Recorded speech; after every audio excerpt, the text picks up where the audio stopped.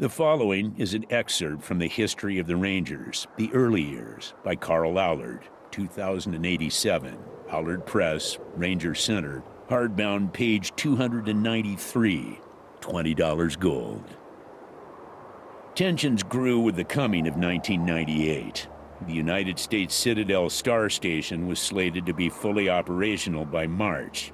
Soviet charges that the space station was merely a military launching platform alarmed a number of non-aligned nations.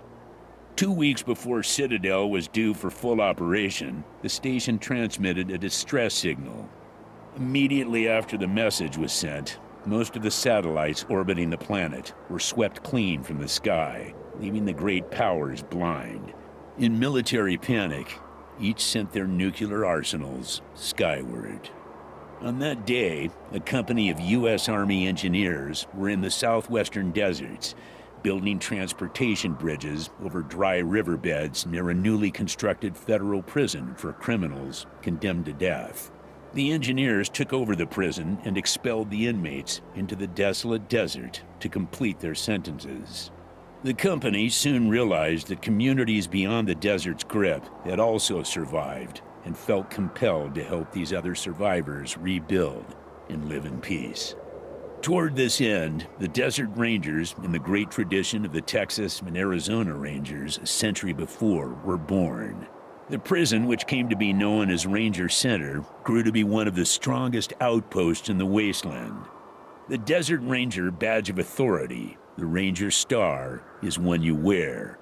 New orders await, and with them, your adventure in the Wasteland begins.